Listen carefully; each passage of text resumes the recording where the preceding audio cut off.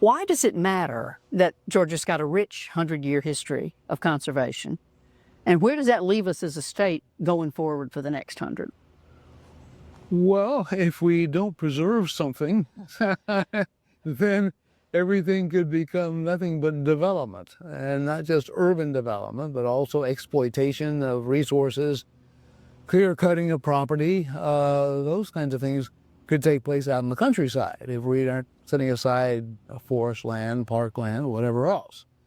Because there's always somebody who comes along with an idea and says, this would be ideal for such and such. Now, sometimes those ideas don't play out, but at least it puts at risk any property which is in the state.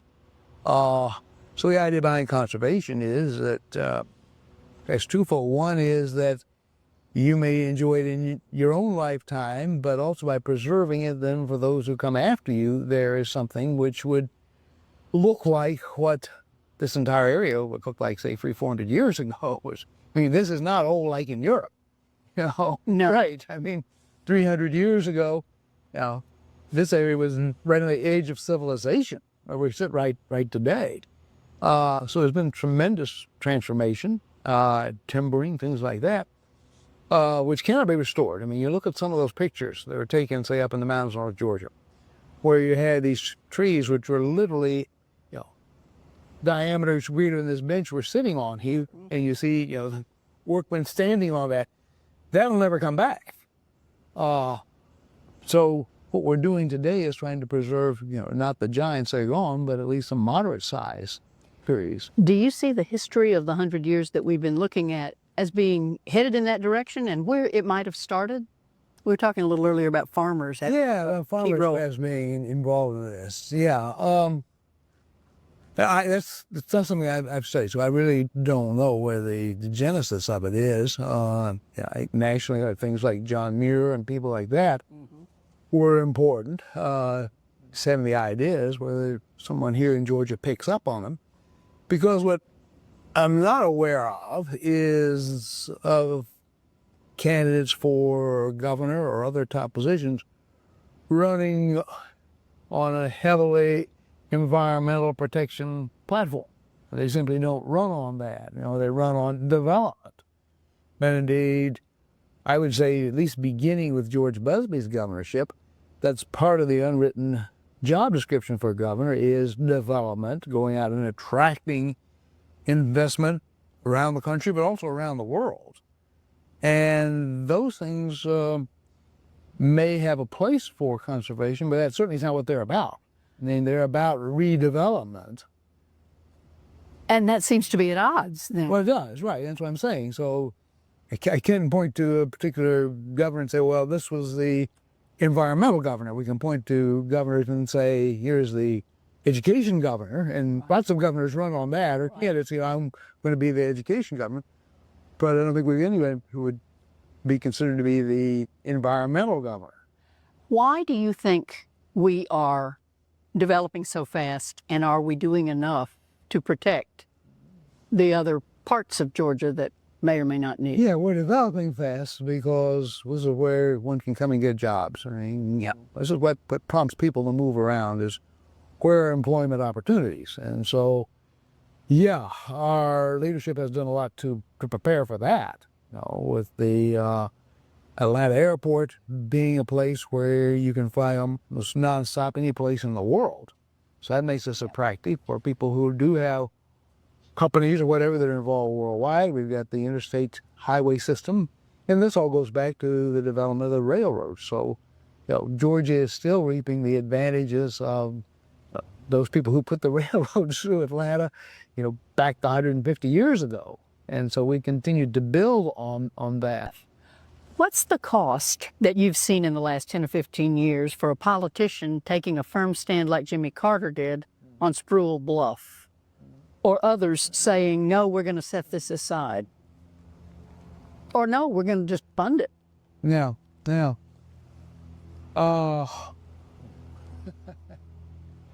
don't know. They don't seem to get elected. Well, okay, but again, because what we often evaluate our politicians by is things related to development. Their tax revenues up, or there's more employment and these kinds of things. So yeah, we at the local level typically encourage anyone who comes along and says, "Hey, I have an idea what we can do with this farmland out here." And the farmer, particularly if crops haven't done well, is going, "Yeah, man, if I can sell this, I'm happy to do this. You want to come in and put in your factory, or even you want to put in a subdivision? Sure, right. And I'm glad to sell this." So at the local level, the initial impetus, I think, is always to grow, do whatever we need, bend the rules if necessary in order to make us attractive for the investor who's coming along with, "I have this idea." And then it's a bit after that, kind of a second stage, where then new people who've moved in, not the kind of old line families that had all this land and been maybe land poor even, who begin to say, wait a minute, let's try to preserve part of this. We got this beautiful spot here along the river. Let's do something about that. Or maybe someone even says, well, yeah, I've got this protected part of my farm, and so I'm going to put that into a trust so that my grandkids don't sell it off to the developers. So it's not the original farmers. It's in these go-go new towns around the exurbs. Yeah. What would you call it? The exurbs, right? It's further and further out. Yeah. Once you reach a new area, kind of reaches a stage of development. It's kind of, whoa, maybe we don't want to plow under every acre here and put something on it. Let's set some of those acres aside.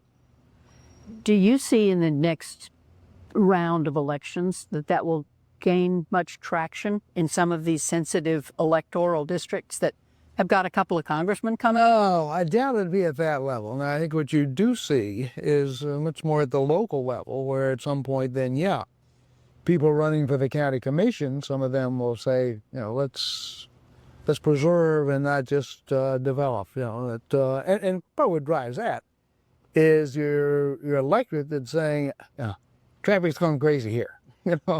I can't get from A to B anymore. Stop some of this. So it does bubble up, I think, from that. People who are attracted to an area and move to it because there is green space around it, and congestion is non-existent, and density is low, and then all of a sudden they see themselves, wait a minute. So, for example, in this area, Coney County, suburbs here of Athens, here talk about, let's don't make this another Gwinnett. Oh. Yeah. Anyways, what they're thinking of is, Highway 78 going to Gwinnett, which now from, Stone Mountain at the DeKalb County line into Loganville at the, it's all developed.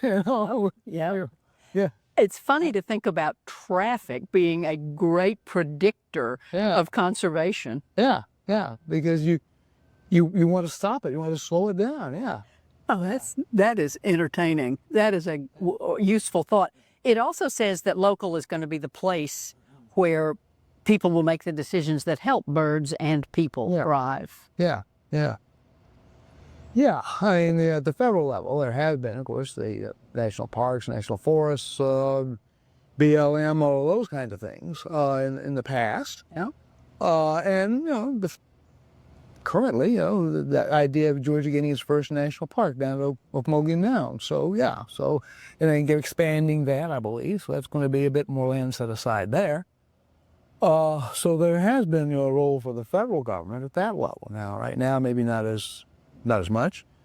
When I was on Capitol Hill, that's the main thing that my boss, Congressman, achieved that year was the creation of the Cumberland Island National Seashore. Oh, that was a beauty. Yeah, that was on the verge of development. The same man, Cumberland folks were selling. Yeah, the same man who developed Hilton Head was trying to buy up land on Cumberland.